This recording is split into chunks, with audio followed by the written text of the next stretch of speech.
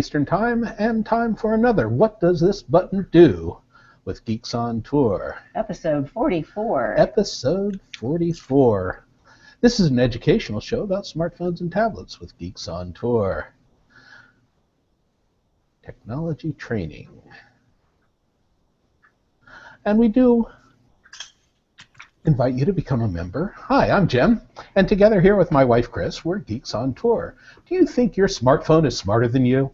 Do you have questions about your Android or your iPad tablets? And how do you learn about these amazing devices we have scattered all over our table here? Well, we are geeks who teach, and we think the best way to learn is in bite-sized pieces on a regular basis. That's why we came up with this weekly show. On our website, geeksontour.com, we have prepared videos on all the topics that we teach, and that's what members get to see. Okay. So where are we now, Chris? We're still in Fort Lauderdale because we just couldn't leave this high-speed internet. It has been wonderful, but we leave tomorrow for our summer tour. We head up to West Virginia first. We have a rally at the Newmar Country Club rally, and then we go on up to Madison, Wisconsin, where we do the Family Motor Coach Association, big rally up there, and then down to the Quad Cities. So we have a busy time set up for us. So in today's show, I think you have a good show.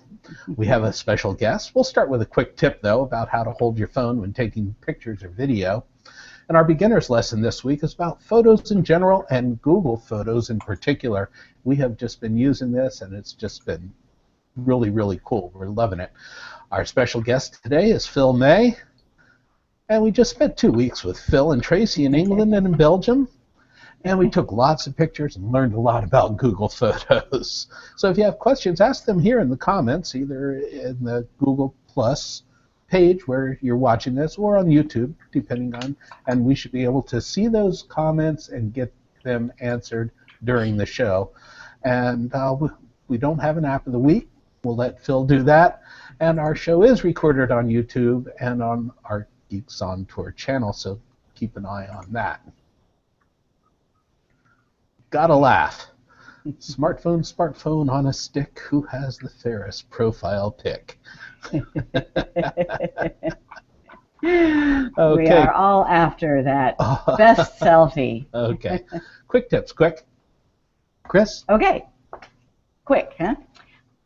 I see beginners taking their phones and wanting to take a picture, and I think it's important to learn just a little bit about how to hold the phone. You're used to holding the phone vertical when you're using it as a phone. Right. But when you're taking a picture, you're using it as a camera. So you should be holding it horizontal like a camera. Now, unless the picture, if you're in the redwood forest. There are times when you need to. You got to take it vertical. And then it's appropriate. Okay. But if you're taking video, then even if it's a vertical subject, I say use the phone in a horizontal manner, because videos are meant to be played on TV screens, computer screens, and these screens that are wide. And it just doesn't work if you take the video that way. And there's not too many tools available that will switch them either. Yeah, that's important to know. And then last but not least, a special tip is if you're taking a panorama, and I'll go ahead and do that right now, show you what I mean by panorama. Okay.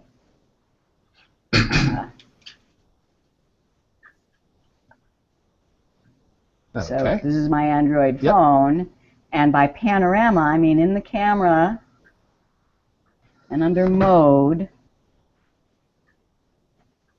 there's panorama. And panorama means that it will scan. It will take a series of photos and put them together as you scan, right? Back to face. So in that case, you know that the photo is going to be wide, right? It's going to be wide. So you want as much height as possible. So therefore, you do want to, and I'm just going to go ahead and take one, hold the phone vertical as you pan and take the panorama.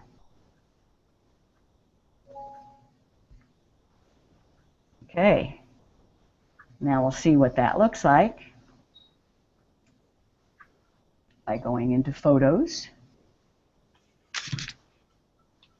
And there's the picture I just took. Notice how wide it is. But because I held the phone vertical, it's not as skinny as it would have been if I hadn't. Okay, and you get to see our studio. Right. That's a panorama. Yeah, panoramas aren't meant just for landscape. They're meant for taking in a small space as well. So that's our quick tips for today. Hold your phone horizontal to take pictures unless there's a good reason to hold it vertical. Always hold it horizontal for videos and hold it vertical for panoramas. Great tips, Chris. Thanks a lot. And now, on to our beginner's lesson. What to do with all of those photos. And is Google Photos the answer? Well, I have a qualified yes for that. Qualified yes. A qualified yes. There are issues, and depending on your needs, it may or may not be. But here is where we want to bring in Phil, because we just spent 2 weeks over in England with Phil and his wife Tracy, our good friends, we met RVing over here. And so how many pictures did you take during that time, Phil? I think it must have been well over 1,000. we counted, and between the two of us, we have 2,000. Right, yeah. And a bunch of videos. It's funny, we talked about this. But you remember in the days when you used to have to work out how much it would cost to develop a 36 roll, and then you think, well, maybe I won't print them right away because I kind of over my budget on the actual film. Right. Well, I checked it out, and for the pictures that we took, if we were to get them developed and 4x6 prints made today, it would have cost nearly $1,000, $954, in order to get the film processed. You know, figuring 24 exposure rolls, how many rolls, and how many pictures, and you know, some of those would just be trash. So. Yeah, exactly. We even tend to forget these things, but that is one reason why we didn't take as many pictures before as we do now, right? Right. I mean, I went through, we're at our home in Fort Lauderdale, Florida, and I have all my photo albums available to me here. So this photo album has 20 years of my life on it, from birth to college. And there's probably only a couple hundred photos in there.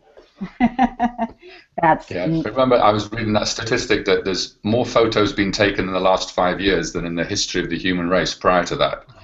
I mean, something to that effect. I mean, it's exponential, the amount, which is a great thing. So many people are now taking photos and experimenting, and it's so much more accessible for everyone. Well, I know that you agree with us in that it is fun. It is just fun. It doesn't cost anything. It doesn't take up any space. But so then what do you do with them all? And here's where I have a little bit of a visual aid here. There was a time when I got prints made, and I just put them in a shoebox. You know, I didn't know what ones I wanted to keep. But when I did go through them and decide on the best ones, that's what I would put into albums. This is exactly what Google Photos allows us to do now. Google Photos is your place in the cloud for your unlimited size shoebox. I call it a warehouse. So it's just all your photos dumped in there. What you have to get over, what you have to let go of, is your need for organizing. And I think also the need to delete. I have a bit of a bugbear about that. That in the old days, we would spend ages deciding whether we should keep something, and we'd say, no, we'll delete that. Now, why wouldn't you delete it when it's free? As long as you can find the good ones, then maybe you might want to come back and see a different picture, or sometimes you will take a picture that's not a very good one of the outside of a restaurant, but you say, where was that restaurant? And now, as we'll learn, you can search. And I actually did this, I think I told you the other day, when we were looking for a pub to go to in London. I couldn't remember the name of it, but I could find the picture And so I did the right click, Google image search, and it came back with the name of the pub and where it was. That is So my really point cool. is that there's no point deciding whether to delete or not, because just keep everything. You might as well. Exactly. And using this analogy again, do you remember when we used to ask to get 2 prints of every picture? You know, lots of processors let you do that. Right, Well, double prints. I remember when that was a special. so in the shoebox, when you came across duplicates, you didn't throw them away. They were just duplicates. And yes, that is what we have now. I do not take the time to delete pictures. I just let them all be in the shoebox. And with Google Photos now, this is a magic shoebox. You can just say, hey, Google, show me all the pictures of London. And it'll do it. And it'll do that. It'll just bring all the London pictures to the top. Show me all the pictures of Phil. And it will bring all those to the top. So you got to let go of the need to delete and organize. And they're all free. It's all free. Storage yeah. is free. That's what's amazing to me. But that's a hard thing. Even I struggle with that as well, because I'm a Virgo and I'm a natural organizer. So I have to sometimes keep telling myself, you don't need to put it in an album. You don't need to sort it by date or put it in an album of 2014, because Google knows that it was taken in 2014. Exactly. Okay, so let's show a little bit of it. How do I want to do that? I'm going to display my screen, and I am first going to use my Android, but it's surprisingly similar on the iPad and iPhone. So there's the logo right there for Google Photos. So I just open it up. And this is showing me all my photos, whether they were taken by this device or whether they are in my Google account in the cloud. So let's look at, and I can pinch to get, that's the smallest view, or the biggest view, if you will, where it shows me year and month. So it's really quite easy to go through this warehouse of photos if you know the date that it was taken, and you even have this little scroll thing over on the right. All right, but I just want to look at this. June was just the best month for pictures for us because we were in England with Phil and Tracy, our master tour guides. But if I'm not sure, I mean, let's say several months have gone by now, and I don't know which month it was, I can search. That's with this magnifying glass. So I can click search and search for England. And now, out of just my shoebox warehouse full of pictures, I see England. All the England pictures, including one of Jim's feet. Now, yes, should I delete that? Probably, but I'm not going to. They're very nice feet. And I can just look at all the pictures of England. And if I want to see one, I tap on it, and I'm seeing that one. And I can go back and see all the rest. Now, what if I want to see just the pictures of Phil? Well, I'll back off from my England search. I'll X that out. And there is people. And this is just automatic. You know, this is my shoebox full of pictures, and it just groups people's faces together. Now, there's only 6 people there. But if I tap more, then you get all the faces. Now, there are no names associated. Oh, who's that one? It sees faces. There are some funny things in here. It is not perfect, but it's pretty amazing. So there's Phil. I can tap on his one face and see all the pictures I have of Phil. All right. Another example is Phil and Tracy took us to where Phil went to school in Cambridge. I can search for Cambridge.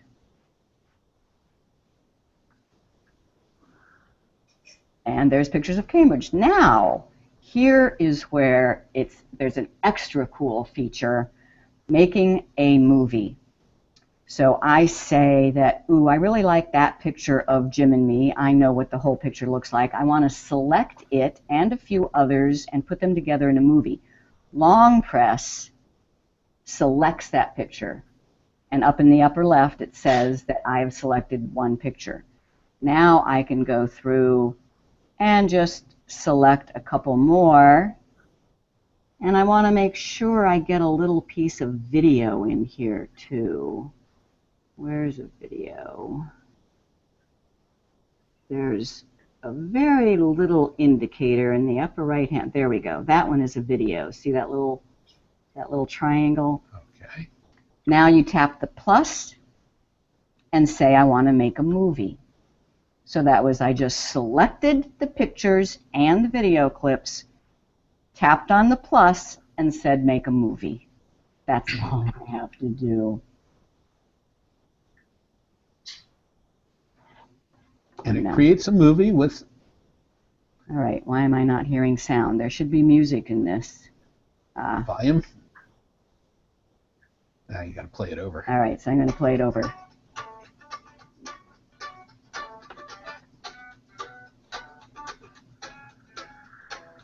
So for people who don't do anything with their pictures, Google Photos will do this for you in many cases, or you can do it yourself. One of the things that I really like about it is the assistant, where you can just go in, and in the morning you look at the assistant and there will be stuff already there that Google Photos has created, either stories or collages or animated GIFs or these movies, and it's just way cool. It's just unbelievable. So I know you've used some of those features, right, Phil? Yes, yeah, I have. And like you, it's kind of fun when you go into the assistant. And it's like, I wonder what Google's given me a little present this morning, and you can go in and see what has been created, be it a collage or a little story, or a little kind of movie. So that's really nice. And since you showed me this feature, because I've been playing with it, and I hadn't used this feature at all until we spent that time together. Because as you know, I'm a bit of a kind of an Apple guy, so I'd been using Apple iMovie and other tools to create collections to share. Because I'm a big believer of, if you're going to take pictures, then share your best ones. Yeah. I said again, share your best ones. Don't share all of them. Don't share all of them, right? Yeah, but videos was always a strange one, because there's nothing worse than going around to somebody's house and them saying, "Oh, would you like to see our movie of wherever they've just been?" And you groan and think, "Oh my goodness, I'm going to be like 2 hours worth of video." Whereas with the Google Movie, it's fantastic because it somehow seems to select the best little clips out of the movie clips that you give it, and then sort of kind of pull them together into a little movie clip, including the photos and so on, in less, a minute and a half maximum kind of thing, which is really pretty much all you need before somebody starts losing interest. So I think it's a fantastic thing. And now I'm busily going back over all of my older movie clips and pictures and building up kind of little clips and collections. Agreed. And I think the number one thing I learned in using Google Photos so much while we were with you guys in England and Belgium was to take some video clips. Because of the way Google Photos makes putting the movies together so easy, absolutely no work in some cases, the little video clips really enhances your slideshows. So it really does. Yeah, I'm now making sure to take more video. Yes, it's a little bit of a change in process, or how you use your phone. And so I used to take movie clips where a lot of it was sort of dialogue centric, if you know what I mean. So we'd be recording the dialogue or the music and things. But because Google Movie only takes a short clip and plays music over the top, it kind of frees you from that.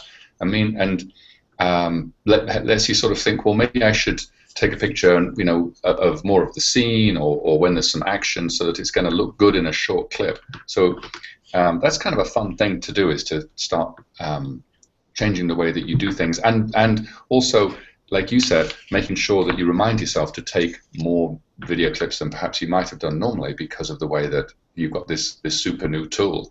And just to put it into perspective, when I used to use iMovie on the Apple, I could spend 2 hours creating what I would consider to be a reasonable and decent movie compilation of a vacation.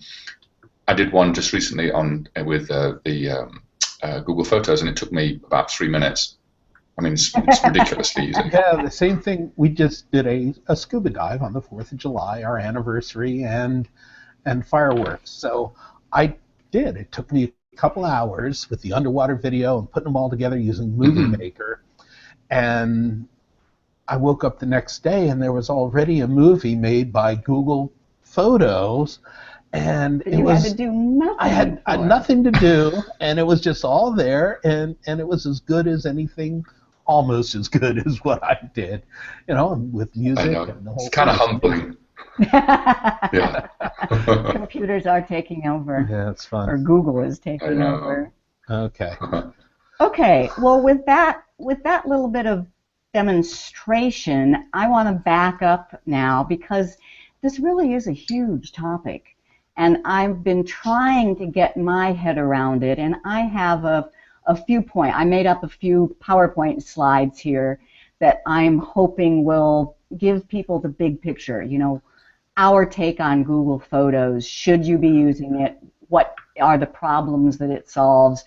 What are the problems it doesn't solve? And just what is it? So, our take on Google Photos. 4 things. I think what is the pain that it's meant to solve, and what is its promise? So the pain and the promise. Number 2 is the paradigm shift that those of us who have been working with photos for a long time need to go through in order to use it, from being computer-centric to being cloud-centric. And I have to explain that term cloud, too. I know a lot of you understand, but a lot don't. A lot of people think that cloud is a particular product. No. Cloud is just a generic term for up there in the internet, online, on the web. So then the third thing is Google giveth and Google taketh away. It's given us some awesome tools. This Movie Maker is just one of them. It's probably the best. But then it's taken away some stuff, and I want to tell you that. And then lastly, just what are the pieces of Google Photos? What is it physically? Okay, next slide. So the pain and the promise. I know this is a tough slide, but let me just talk it through it.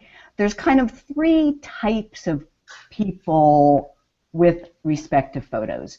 Number 1 is what I relate to, and I think mostly Phil as well. You're a photoholic. You take a lot of pictures with a phone, and you used to, anyway, take a lot of pictures with a camera. Do you take any with the camera anymore, Phil? I don't, but Tracy does. But then she gives me the task of trying to merge them together. Right. So that becomes a whole other issue.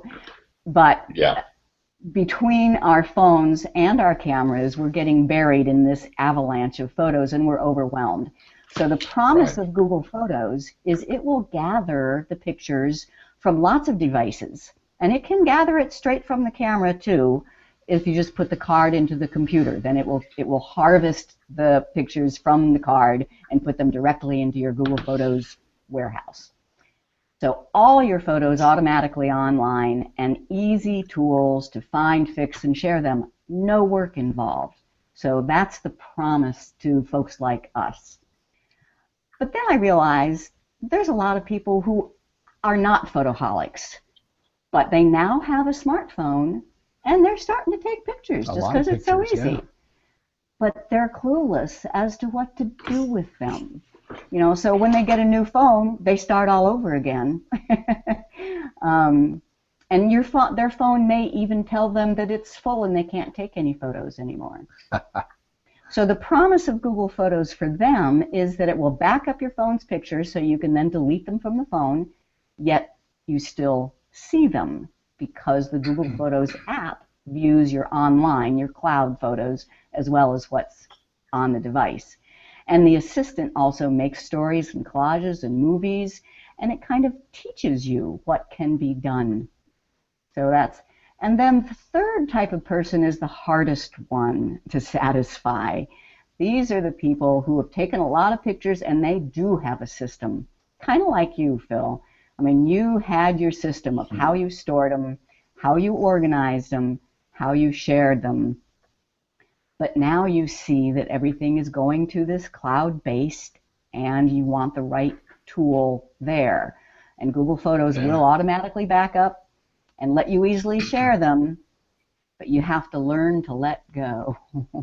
Yeah, exactly. It's tough. It can be. And so, and that is the person that I think Google Photos is maybe the least helpful with. Yeah. Yeah. And especially if you're just working with a camera and a computer, because the tools on the smartphones are where the really cool stuff is. Okay. Okay. Next slide. So, paradigm shift.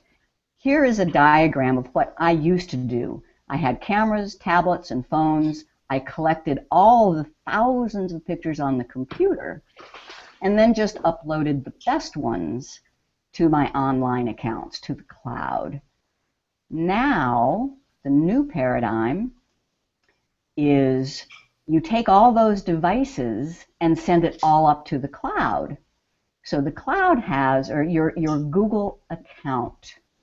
Very important to understand, this is your Google account.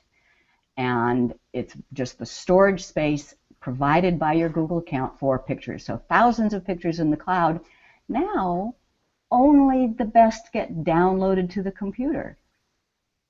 Now, I haven't actually started doing that yet, but I like the idea. I mean, I have a new computer with an SD, solid state drive, which is a lot smaller than drives used to be. So the idea of not having all those thousands of pictures, but just having the best ones on my computer, I really like. What do you think, Phil? Yeah, I like that. It's very visual, and I'm kind of in the same boat. Although the bit I'm trying to figure out is how you determine what your favorites are. Is there a little favorite button you can click, or in sort of the Adobe program you could rate them with a number of stars, or on Apple you can click the favorite button, or do you put it in create an album and tag it in there? I'm curious if you've solved that piece yet. Nope. That's one thing Me neither. Absolutely missing. You can star it in Picasa. Now, Picasa is a Google program, but it's just for working with the pictures on your computer. It can upload to the cloud, but it doesn't work with them in the cloud. It only works with pictures on your computer. So the starring doesn't do anything. And they also don't have tagging. No, not yet. So I'm hoping that will come, because to me that's so important. So that's where we get to the Google Giveth and the Google Taketh away. So Google Giveth, those auto uploads for computer, cameras, phones, and tablets, powerful search features, automatic groupings by people, places, and things, fun creations, collages, stories, movies, and animations. And the smartphone apps have really easy editing and creation tools, and you can easily share. So these are all the things that Google giveth. But it has taken away any kind of sorting.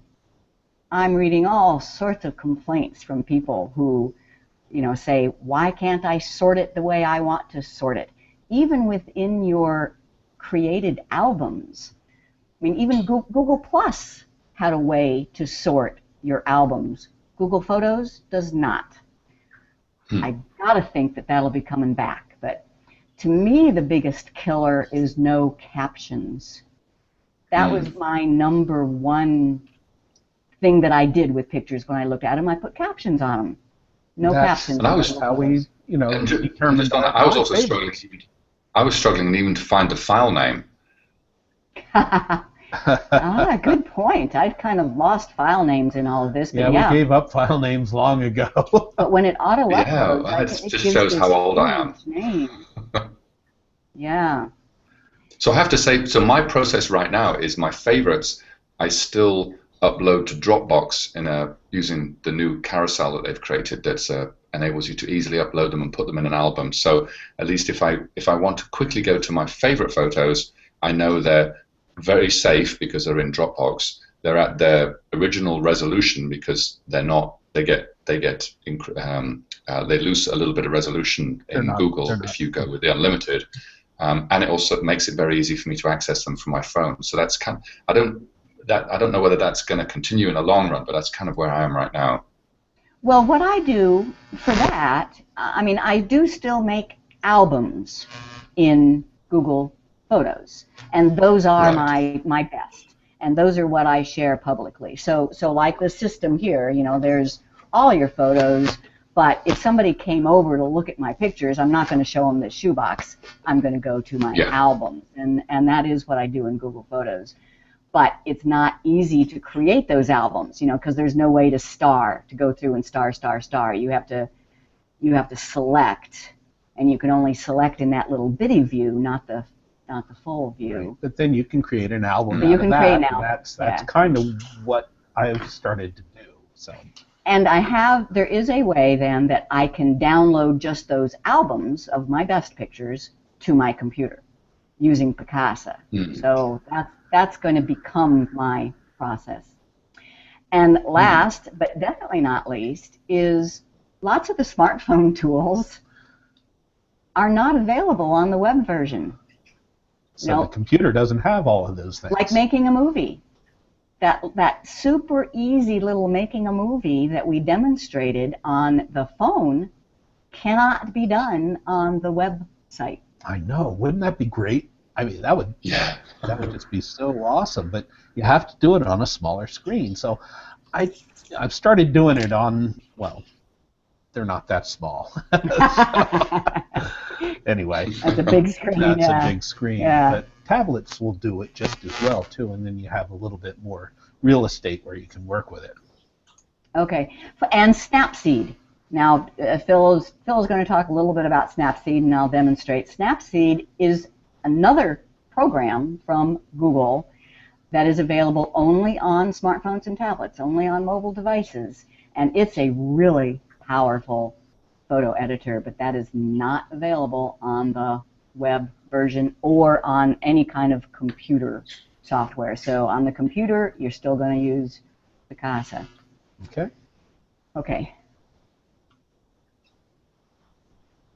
And so now last is the parts to Google Photos. There are several parts. First, the most critical part, or the foundation, if you will, is your Google account. That warehouse in the cloud for all of your pictures. That is attached to your Google account. Make sure you use one and only one Google account. What happens if you switch accounts, Phil?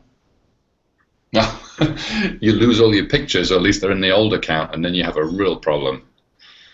Yeah, it is not easy to move pictures, to move a whole library of pictures from one account to another. Not unless you fancy downloading 103 gigabytes of data like I just had to. Wow. 103 gigabytes? Yep. Wow. Okay. So that's number one, is your Google account is your storehouse in the cloud for all your pictures. Then there is an Android app called Google Photos, and there is an Apple app called Google Photos. And they are full-featured. They are both editors and uploaders.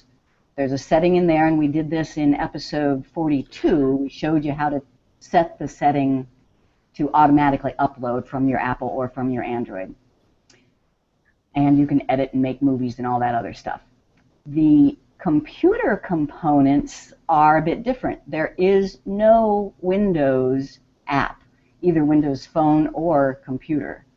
What you do is you go to the website, photos.google.com, and that gives you the interface.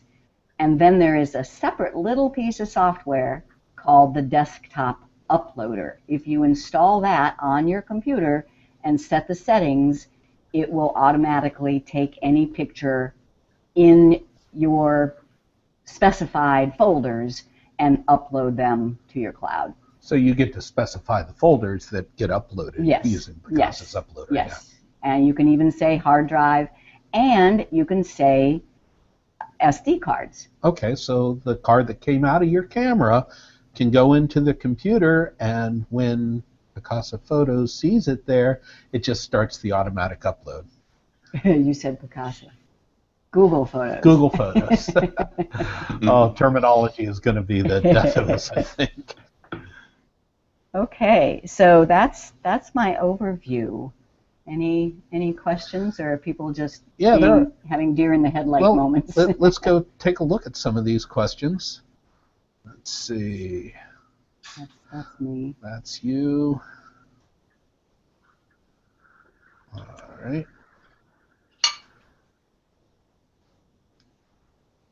Let's see. How do you make the Google Plus screen full? First of all, we are not talking about Google Plus here. Google Plus, okay, so you're talking about how you're watching this Hangout right now. Video? Because you're on Google Plus to watch this live Hangout. It depends. The easiest way I found is go to YouTube, click on that one, and maximize it from there. But there are a couple of different ways that you can do that. Or I was going to say, is Kevin referring to, there's a little click down on the bottom to when you can click on the... Yeah, it's hard to say.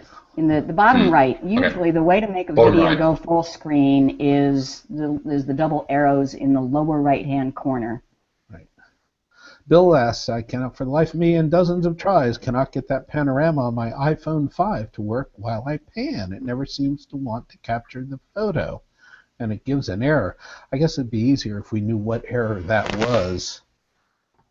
But I have an iPhone, and it's a 6, but it just works. I'm not sure. We'll have to do it on an iPhone. Could it be that you have to do it from... I seem to have to do it from left to right.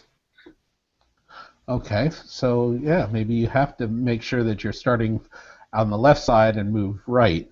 And it's the same way with my Nexus 6 phone. So, what? iPhone. Oh. Looking for an iPhone. Here's an iPhone. Yeah, there is something about the direction that you start in.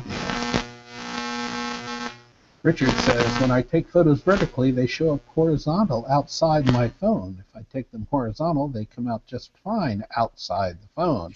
So I think what he's saying is if you take them vertically, they go sideways. And I've had that issue. And some softwares or some viewers will correct it automatically. Other viewers will not. So you have to kind of go sideways. It's kind of a pain. Okay. Yeah. Go to this for a second. Okay. Now, that was Bill McKibben? Yeah. Now, if he's actually getting an error, then I don't know. But what Phil was talking about is when you first pull it up and put your iPhone into panorama mode, it's indicating that you have to start from left to right. But if you want to go from right to left, you can tap it and it turns the other way around. But that doesn't have anything to do with an error. So, no, you have to see what the error is. Not sure. And actually, whenever I get an error message, the way I find out about it is I Google that message. That's something. Richard, let's see. The problem with the Photos app is if you take a lot of pictures which go to the app, you can't delete the ones you don't want because they'll be deleted from your phone too. They will be synchronized. Is that right? You can delete either anyway. You can delete from just the phone. And by the way, for Geeks on Tour members, we have started a series of tutorial videos on Google Photos on our website for members. And deleting photos there's one video on that. There's lots more to know, though. But on the Android, and this is a little bit different than the I. So let's look at this, because everybody has this question about deleting.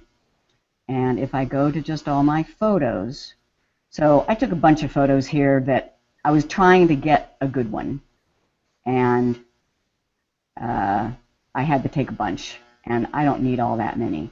If I tap on that photo and tap the trash can deletes from both the device and the cloud. If you only want to delete from the device, you use the little 3 dots and select Delete Device Copy. But so I can delete the device copy. This item isn't backed up to your photos library, and deleting it now removes it permanently. Oops. Okay, so I don't want to do that until it is up in the, now. right. I don't know why it hasn't been synchronized. It certainly should be. Maybe turn that off. Let's pick another one that I know. So this is a picture in London, and I have 2 of them. I only need 1 on my phone. Tap here, delete device copy. But notice I'm still seeing 2. Confusing, isn't it? That's because I'm seeing the cloud copy using Google Photos as well. Now, it has been suggested, and I would love it if Google would do this, would be to create 3 tabs. So you can just say, I want to see just the pictures on my device, I want to see just the pictures in the cloud, or I want to see the entire library. Now, you can, on the Android, see just the pictures on the device by using this menu and Device Folders. So these are the pictures that are stored on that device. Right. This is in my camera folder, and notice there is only that 1 picture of the train station in London, because I'm looking just at the pictures on the device right now. And you deleted it from this. Now, on Apple, it doesn't have quite as good of controls. I'm seeing 2 of those. Well, I didn't take any of these pictures with this device, so this will be hard to show. But in any case, there is no delete from device available on the Apple yet. But if you go to your photos, your Apple photos, you will be seeing only the pictures on the device. So that's our kind of actually, Chris, yeah. I just tried it on my iPhone 6, and you can delete from device. Oh, really? Yeah. Oh, okay. There's a little 3 dots up at the top. If you tap on those, it says delete device copy. So you can either do that individually, or you can select multiple photos and say delete device copy. Okay. I think that's either that's new, or I didn't realize it because I don't take many pictures with my Apple device. Right. It does work that way on my iPhone. So you should. Okay. So for the most part, it has been really nice how the Android app is similar to the Apple app. They're really, really close. Okay. Ron says, under search, I have things, cars, and food, but no faces. I cannot search on faces as you do. Where do you live, Ron? Where do you live? It's only available in the United States. We discovered that in England, didn't we, Phil? We certainly did. On your phone. Now, on the computer, you were able to, though. Which is strange, because I have I have a new Apple laptop, which is a British Apple laptop. So it sort of knows that it's British because it automatically goes to the Apple Store in the UK as opposed to the US Apple Store, which is why they'd have different ones. I don't know, but the interesting thing is, I am on my phone, as you say, I can't search by faces, but then when I go to the GooglePhotos.com, I can. So that's good. Oh, crazy. Yes. It's just to keep us on our toes. Just love it. Yeah. Okay. All right. Carol is asking, are you using this instead of Dropbox or Picasa? Mm-hmm. And we're still in the midst of it. We're still. Yes, I used to use Dropbox for getting the pictures from my mobile devices to my computer. I am stopping that. Okay. Yes.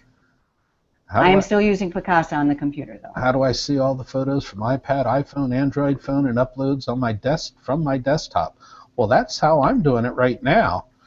I have all of my pictures that I've taken with my Nexus 7 phone, my Samsung Note 3, and my iPhone, and my video camera, my underwater video, or my GoPro. Your GoPro. I load those onto the computer. They automatically go up to the Google Photos shoebox, if you will, the warehouse up there, and then I can organize them, or I can see them in ways that I like to see, and I can create stories and I can create movies. But you see the entire, everything goes into the one shoebox. And I can see it all. And you can see that shoebox from either your Apple Google Photos app, or your Android Google Photos app, or your computer by going to photos.google.com. That is just too cool. It really is pretty. I think it's the way to go. So Ron says he lives in Canada, and that could be the issue. It's only available in the U.S. because of the laws and privacy, I think, is really what they're trying to. Face recognition is not available. Okay. Yeah. Now how it didn't. Well, anyway. Yeah. Okay, there's some pictures I want to delete from the app, but not from my phone. Like I have 4 pictures that are the same in the cloud, but only one in my phone, and I don't want it deleted.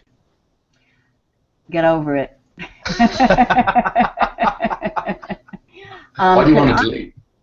Yeah, why delete? It's just this giant shoebox of pictures. Now don't put it in an album that you share. You know, the shoebox is just for you. That's your warehouse. Only you see that. And I have not seen a way to delete from the cloud without it synchronizing the deletion to your device. Oh, unless you move it. On your device, you could move it into a different folder on your device. That is not being synced. That is not being synced. Right. Yeah, that's possible. But way too much trouble. Way too much trouble. Okay, we're getting long in the. Yeah. Okay. We have review questions. Yeah. Let's get to that. And we're not going to get this. Snapseed will have to be another time. Yeah, we'll do that again. Subscribe to our YouTube channel, youtube.com/Geeks On Tour.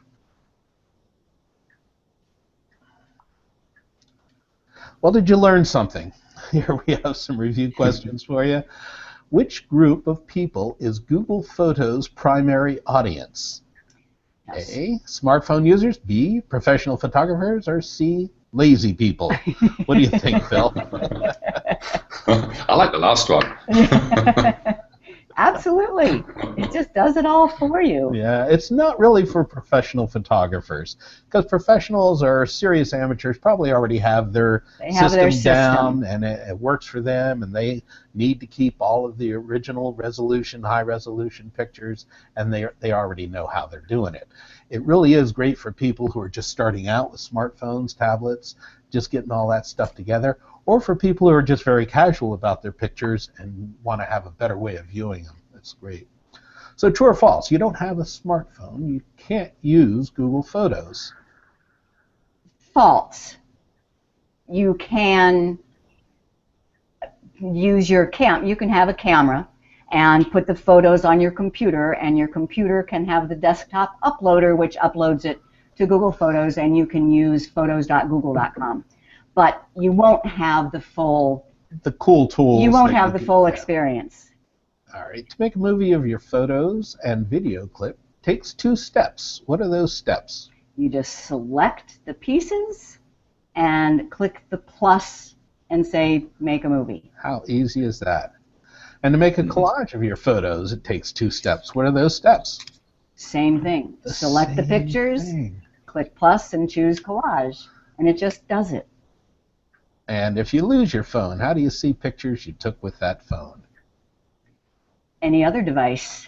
Any device, as long as those pictures were uploaded to Google Photos, if you just log in using your account, your username and password on any device that's connected to the internet and go to Google Photos, you'll find all of your pictures and ones that you even forgot you had. Pretty amazing. All right. All Let's right. give Phil the last word. What do you think, Phil? I love it. I've learned something, and I for somebody who hasn't played with it or wants to get into it, it's fantastic. It's not perfect, but it is fantastic. No, it's not perfect. Oh, and it crashes and it does some crazy things, but you know what? It's work in progress. Knowing Google, they're going to keep coming out with new versions, and it's going to get better and better. All right, there's a web page that lists all of our weekly shows. It is geeksontour.com, your weekly shows, and all of our recent newsletters are up there. Benefits, Chris. You get access to all our tutorial videos on our website, and you get to ask questions on our member Q&A. We promise to respond. And you get the show notes for these What Does This Button Do show with direct links, so you don't have to watch the whole thing in order to get what you want. You can go directly to the piece that covers what you want. Okay, we invite you to become a member at geeksontour.com. It costs $68 for 1 year with everything we have. We are member supported. We don't take any advertising or money from any other sources. Member supported. Member supported. So next time we'll do some apps, uninstalling and installing and organizing your apps on your device. We'll take your questions. Watch for notifications for next week's show. We will be on the road. We'll be back in the RV. We'll be back in the RV studio live from someplace on the road. So leave any questions in the comments. We are Geeks on Tour. What does this button do? Say goodbye. Say goodbye, Phil. Yep. Bye. Thanks a lot, guys. Thank you. That was fun. We'll see you next time. Oh, and we did say that he's in England right now, right? He's 5 hours different than us. Okay. So that's why I was drinking a beer for anybody who was watching and wondering. We'll go have one now. Okay. All right. So yeah, you don't do that. We'll see you next week. Thanks so much, Phil, and we really appreciate you. We'll see you